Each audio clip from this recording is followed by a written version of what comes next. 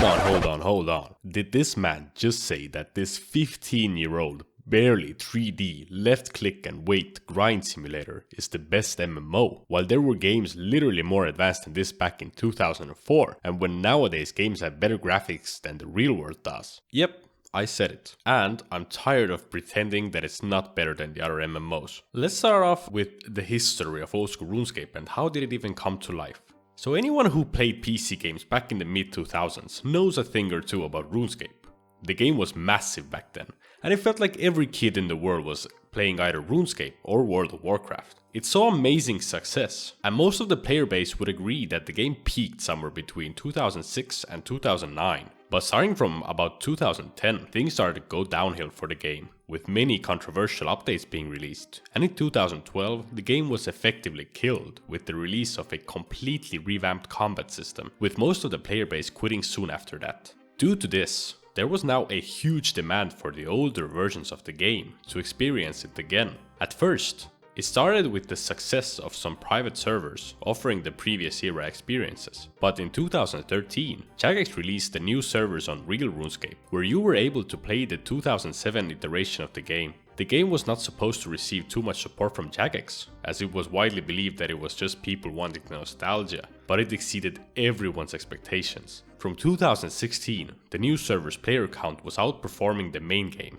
and today it's almost triple the size. With this info, we can now understand why did it become popular, but why is it still popular today? First and foremost, let's talk about the content. There's content in this game, a lot of content. For reference, I've played this game for over 4,000 hours and I still haven't tried all of the PvM encounters. I still don't have my skill levels maxed out. In fact, I'm not even close. I still can't afford the best gear in the game. But what's amazing about all this is that max skills or billions of gold isn't required to enjoy the endgame content in this game. So you do all of your goals at your own pace, and you do this while enjoying the whole journey. If you're a goal driven person, this is a big win for you, as you will always have more meaningful goals. But at the same time, you can enjoy all of the game without grinding to get everything maxed out, which is rather unique to RuneScape in the MMO industry.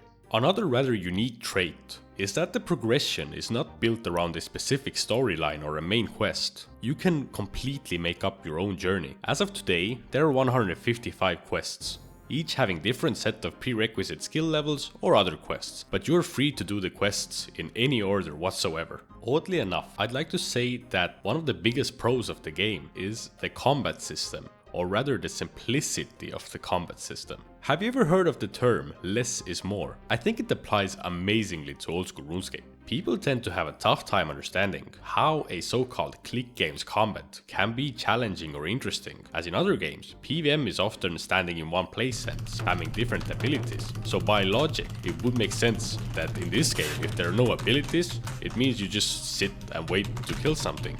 No, not at all. The old school RuneScape PvM system is one of the most intensive ones I've experienced. The combat is very focused on movement and timing, so the encounters require a lot of focus and are very click intensive. The whole game logic is built around ticks. A tick is the shortest time unit for the game.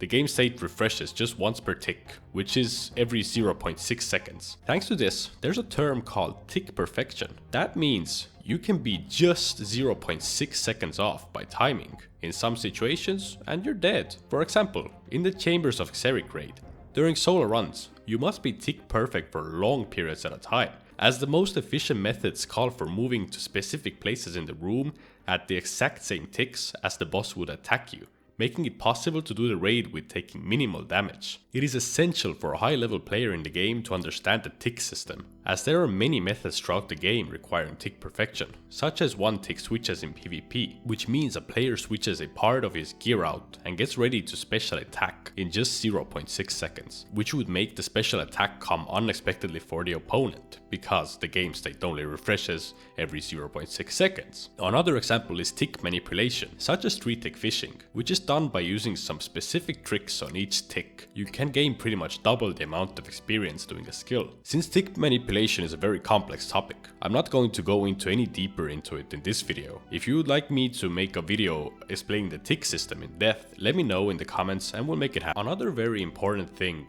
in all MMOs is the player base. No one wants to play a dead MMORPG. With old school RuneScape, the case is pretty shut and close. The game has been alive for almost 10 years now. It's not a feat most MMOs can claim to have achieved. The player base currently averages around 70,000 players each day. Let's compare it to some other MMOs. For example, in September, on Steam, Elder Scrolls Online averaged 13,000. New World 25,000 and Black Desert Online also 13,000, which means those three games combined even didn't have the same amount of average players than old school RuneScape had. If you don't care that much about the player base, or if those amounts don't impress you, let me say this. Old school RuneScape is also the best MMO for soloing out there. Most of the bosses are great for solo. Even 2 of the 3 raids the game has are perfectly soloable. For an introvert, this is so amazing. Anytime you feel like socializing, you can do all of the content with your friends or clanmates. Yet, if you feel like chilling alone,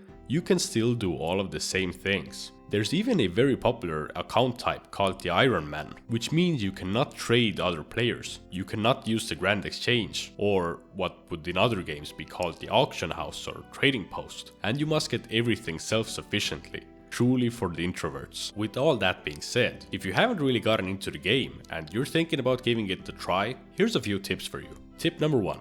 The game is extremely overwhelming for beginners. You can do whatever you want, however you want, and there is so much content. But as I said earlier, there is no main quest storyline or anything similar that holds your hand throughout the game.